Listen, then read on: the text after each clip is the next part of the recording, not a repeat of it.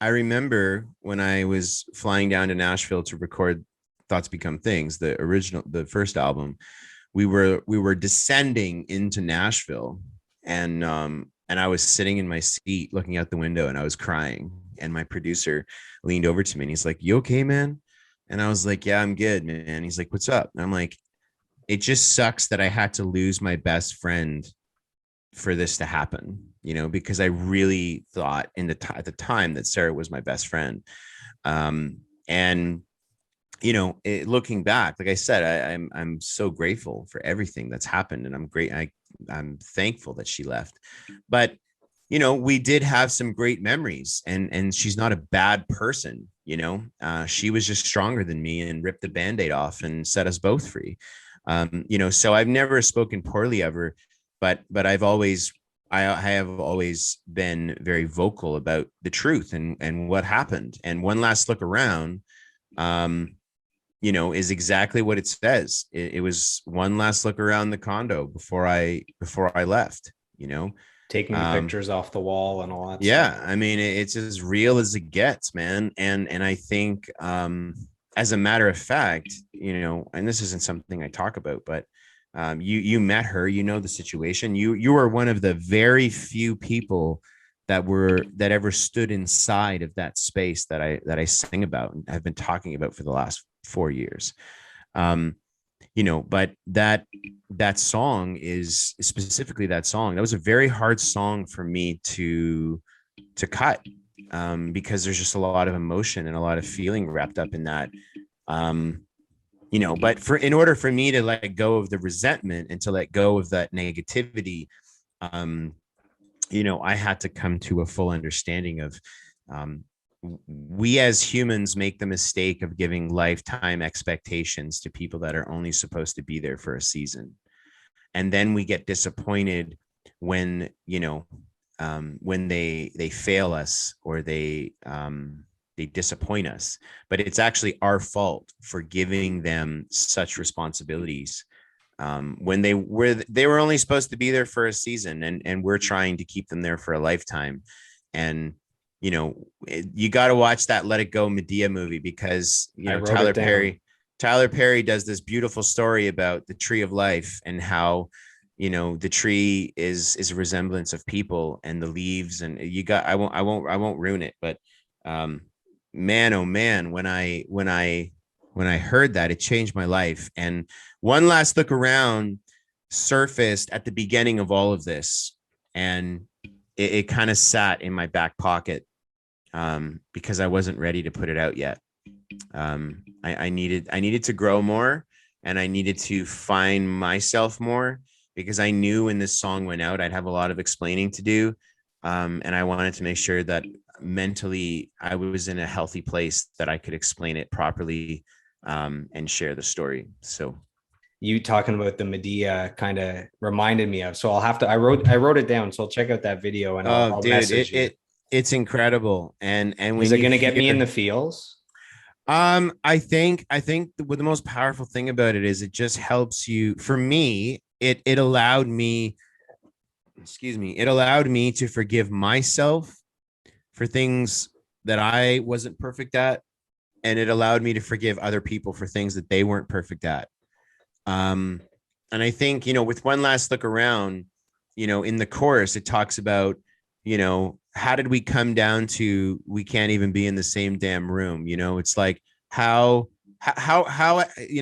it's funny. You meet people, right? And they go through a breakup and they're like, oh, you're better off, like, the hell with that person. And it's like, you can say that, and I get it. You're just trying to be a good friend. But let's also remember that at some point in time, that person was exactly what you wanted. Hmm. Like, let's not forget that, and we get blinded by love and lust, or what we think is love. And and in that song, it said, like, there's another line where it's like, well, what the hell do I do now? That's exactly how I felt. That is as raw and honest, and not trying to say it in a cool way. It's just like, that's exactly what I felt like. I mean, this chick slid me a ginger ale and told me she's heading out in the morning. I'm like, what are At you least you got talking a about? ginger ale out of it. I mean, I it could have love been worse. I love ginger ale, bro. Yeah, we need a ginger ale sponsorship. So track 6 is Safe Place to Break. So why is it important that we all have a safe place to break and good people that we can be vulnerable around? I think mental health is so incredibly important. And I think it is extremely important for people that have platforms, um, and the opportunity to reach the masses to educate and encourage others to being open to talking about your problems or your struggles or your issues. And there's a difference between talking about your issues with people and bitching about, things that you feel are unfair. Because chances are, if you're one of those people that just bitches about stuff all the time, a lot of the problems that you're attracting, or well, I just said it, a lot of the problems that are in your life, you're attracting them into your life. So Because of when you the energy you're giving out and a your hundred, thoughts and yeah, 100%. My theory is like, my your thoughts are like Wi-Fi signals, right? If you're sending out negative thoughts, negative Wi-Fi signals, we live in an age of technology, then you're attracting what you're thinking about, right? So, I had a photographer once show up to my hotel room right before a show, and he walked in the room, a very calm room, everyone's cool, and he walked in, he's like, "Oh man, oh, the traffic was crazy," and it was just this energy. And I walked over to him and I grabbed him by the shoulders and I said, "Shh, stop, stop right now." And he was like, "Huh?" And I'm like, "Shh, stop. Don't bring that shit in here. This is a calm, happy place. We're all eating pizza and drinking lemonade. It's good. Chill the fuck out." Yeah.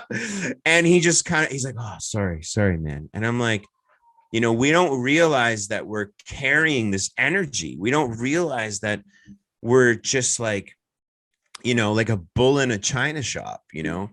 Um, and then there are other people that they don't come in the room and they don't freak out and start, being loud and obnoxious. They're just quiet all the time. They don't talk. They don't say nothing. They keep everything bottled up inside. And that creates a whole different energy and environment. And I think the more that we shine light on, hey, I feel like that too sometimes. I also randomly just cry sometimes. I also feel, you know, like I don't have someone to talk to sometimes. And, so it I think Safe Place to Break is not my song. It actually belongs to Josh David, is an artist from out west who is incredible.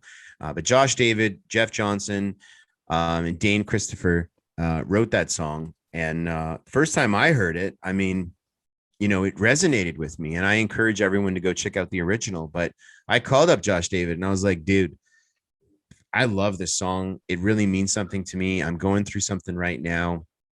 And can I cut it? Can I put it on my album? Um, my take on the song is a little different from his. Um, and he was like, absolutely. And when you listen to that song, um, you can hear it. you know there was shit going on, and there's still stuff going on that I deal with on a daily basis. And I just want everyone to know that even though I'm winning contests and all this cool crazy shit's happening all the time, I'm still human, and I still also need a safe place to break, and I still have bad days and cry and can't sleep, and just like everybody else, I'm no different. And that's part of breaking down that wall, and just um trying to bring the music closer to the people that support it, and that's the fans.